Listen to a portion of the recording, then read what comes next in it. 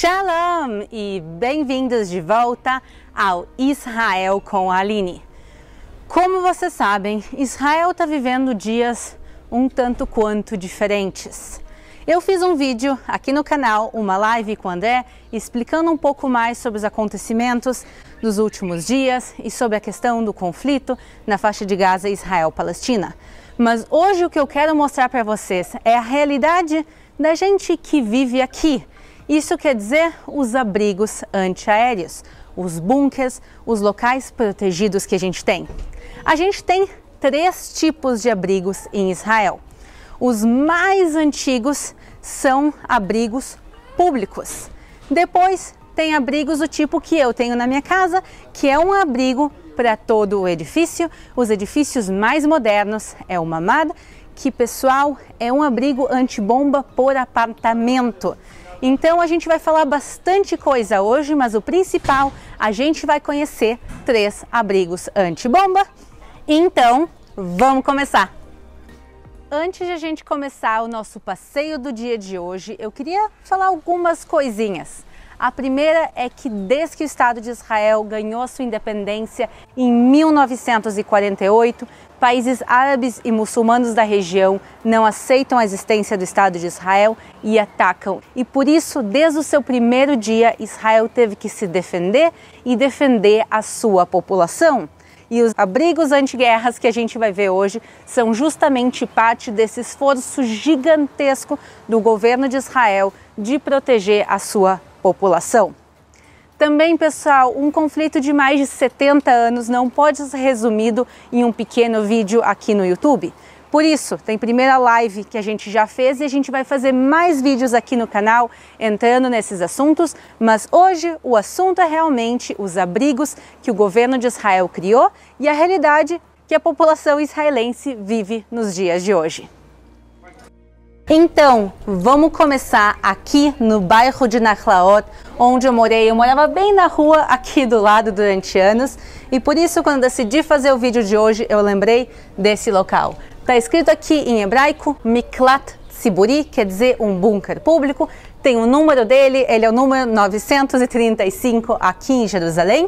Mas, pessoal, vocês não vão acreditar o que aconteceu com esse bunker. Ele foi construído há mais de 40 anos atrás. E já que, graças a Deus, na maior parte desse tempo, ele não precisou ser usado como bunker antiaéreo, anti-guerra, esse bunker foi transformado em outra coisa. O que será que ele é usado hoje em dia? Vamos agora entrar e conhecer. É pesadinha a porta, vamos entrar e conhecer. Para matar a curiosidade de vocês, pessoal, esse bunker foi transformado em uma sinagoga que se chama Kol Rina. A gente está entrando no bunker, ele é 4 metros abaixo do nível do solo, quer dizer, abaixo da rua. Inclusive dá para ouvir o eco que tem aqui. E a primeira coisa que a gente vê é essa porta aqui reforçada de aço, que é pesadinha também, com uma tranca. E essa porta ela é vedada para gases. Esse bunker que a gente vai entrar agora, ele foi construído há mais ou menos 40 e poucos anos atrás. E naquela época se tinha medo de guerras também químicas, de ataques de países árabes com armas químicas, e por isso essa porta se fecha e está realmente vedado. Mas caso tenha sim ataques, por exemplo, com gás mostarda, hoje em dia, pessoal, a gente não tem mais esse medo, mas há 40 anos atrás sim existia e por isso tem chuveiros. Não é para tomar banho, pessoal, em público, e sim se alguém entrasse realmente com alguma coisa química, podia se puxar e tomar banho aqui. Do lado de fora também tem uma campainha, caso alguém ficasse preso lá de fora, pode tocar a campainha e entrar. Aqui, outra porta também de aço, como vocês podem ver. Hoje em dia ela está bem mais agradável, pintada de azul, escrito bem-vindo. E também uma coisa interessante que tem aqui é uma mezuzá. Toda casa e todo lugar judaico tem mezuzot, que é isso aqui que tem do lado de fora, e pelo lado de dentro tem um pergaminho, e ele é usado como proteção. É um mandamento bíblico do Antigo Testamento, e também ele nos traz proteção, e nada melhor que ter uma mezuzá numa sinagoga e, claro, também num bunker. Vamos entrar. E agora vamos nos encontrar com o Shimon, que é aqui desse lugar. Ele vai contar um pouco da história, do que é feito aqui hoje em dia, e aí a gente vai conhecer mais desse bunker sinagoga. Shalom! A gente está aqui com o Shimon Goldwasser, que ele é o guardião aqui da sinagoga, e ele vai contar um pouquinho desse lugar pra gente. This synagogue is called Kol Rina. It is the Karlebach synagogue of Nachlaot neighborhood in Jerusalem. Is renowned for bringing in people from all over the world. In fact, many people that are not Jewish, 20% of everyone that is here on the Shabbat is not Jewish, or is becoming Jewish, or just became Jewish. And the rest of the people are the entire range of the Jewish people that we have, from people that do not wear a kippah every day, and people to the extent of people that come with a shtreimel, which is a fur hat worn by the ultra-Orthodox Hasidim. The name of our synagogue, Kol Rina, means the sound of music. And here, the entire service is with very, very catchy, upbeat songs and dancing as well. We have been here in this bomb shelter for 21 years. We have turned it from a storage area type of looking place to something that looks like a synagogue. E agora que a gente conheceu um pouquinho desse bunker sinagoga, vamos conhecer ele na prática, vamos ver como esse lugar é, e é realmente um lugar que se pode dizer bem único. Vamos lá. Vamos falar um pouco dos aspectos desse lugar como um bunker, como um abrigo antiaéreo, anti-guerra, anti-bombas. Então aqui, atrás dessa parede, a entrada pelo lado de lá, aqui a gente tem um depósito de água, porque a ideia é que, se caso fosse necessário, esse local seria aberto e as pessoas poderiam se refugiar aqui. Lembrando que hoje em dia ele não está em uso, graças a Deus, como um bunker, mas sim vamos conhecer como ele foi projetado para funcionar. Então aqui um depósito de água, banheiros. Pessoal, todo mundo precisa usar banheiro. Eu não vou precisar mostrar para vocês, banheiro é igual em todo lugar do mundo. A única diferença desse banheiro é que tem bombas que bombeiam tudo que sai do banheiro, se vocês me entendem, para cima, já que a gente está no subsolo, então eles empurram para cima para todas as necessidades saírem e entrar no esgoto da cidade, no esgoto normal da cidade. Aqui uma mini cozinha, a gente também precisa comer em todas as épocas. E aqui a gente já consegue ver a entrada da sinagoga em si. Essa é uma sinagoga ortodoxa e por isso ela é separada entre homens e mulheres. A gente está vendo o espaço das mulheres. Agora tem aqui por volta de 50 cadeiras, mas numa sexta-feira normal tem aqui facilmente 100 mulheres. Lembrando que isso aqui é um bunker, então ali ao fundo a gente consegue ver os dutos de ventilação, tem por todos os lugares aqui esses dutos. A gente consegue ver que tem algumas coisas diferentes.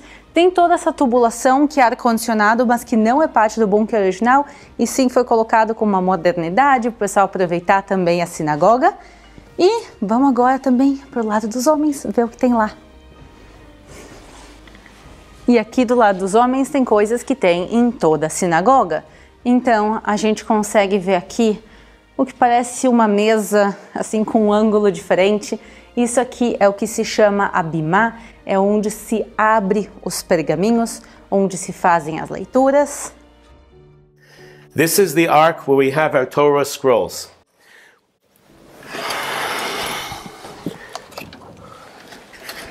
We have 4 Torah scrolls. The covering of the scrolls is new, made here in Israel.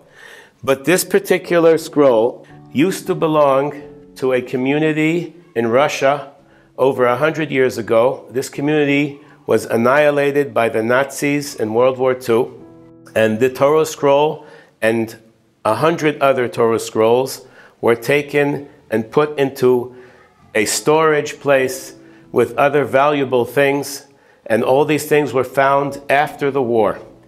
About 20 years ago, the 100 Torah scrolls were sent to Israel. Most of them are now on the Western Wall, but we were very fortunate to be able to have one ourselves.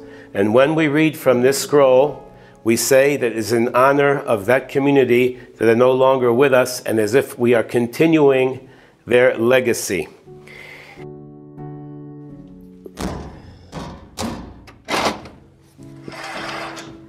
E esse lugar é um bom lembrete que a importância de uma sinagoga não é ter um edifício luxuoso, lindo e maravilhoso.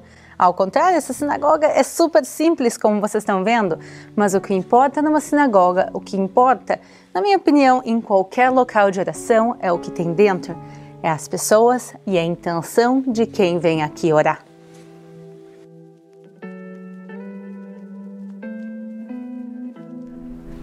A gente vai seguir agora o nosso passeio um tanto quanto diferente, se pode dizer, aqui na minha garagem.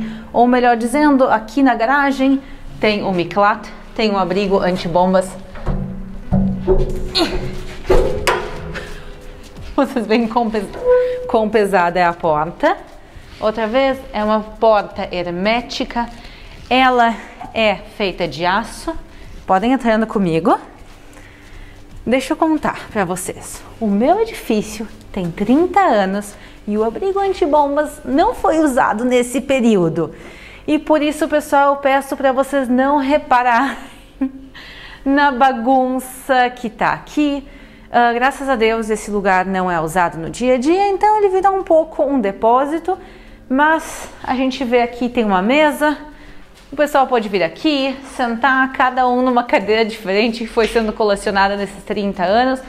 Os bunkers mais antigos do país são como a gente viu antes, que são bunkers públicos, na rua, acessível a todos.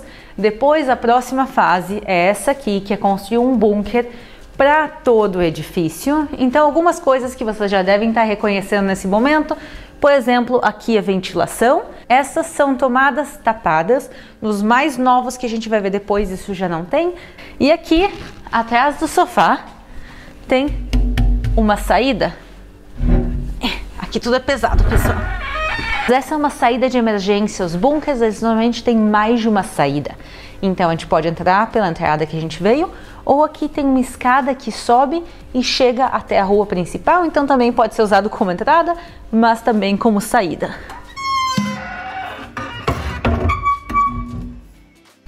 Aqui também no bunker tem dois tipos de iluminação. Vocês podem ver que parte das lâmpadas elas estão apagadas e parte acesas. As que estão acesas são lâmpadas normais e as que estão apagadas são luzes de emergência que se acendem caso haja falta de eletricidade. E também vocês podem ver que as esquinas são pintadas normalmente com uma cor bem cheguei e às vezes inclusive com cores que brilham no escuro, para caso falta de luz realmente aconteça, seja fácil encontrar as saídas principalmente. E falando em saída, pessoal, o meu bunker aqui é bem simples, como vocês viram, um pouquinho bagunçado também, mas faz parte.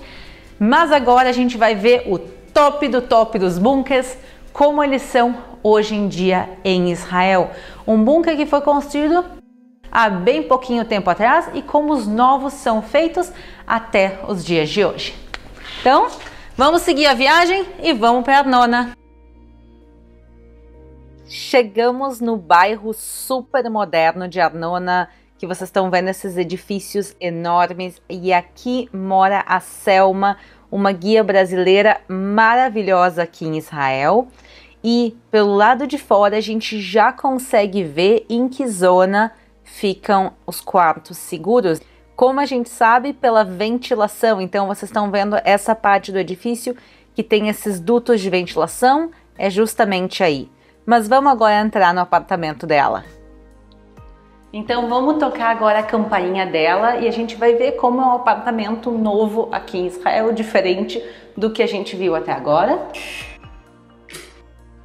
Olá! Oi, Selma! Tudo bem? Bom te ver também. Quanto tempo!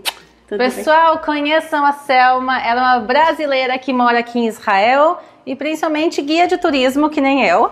Eu convidei vocês para visitarem o meu apartamento e nós temos aqui um quarto de segurança. Por favor, entre, mostra para todo mundo o que é um quarto de segurança.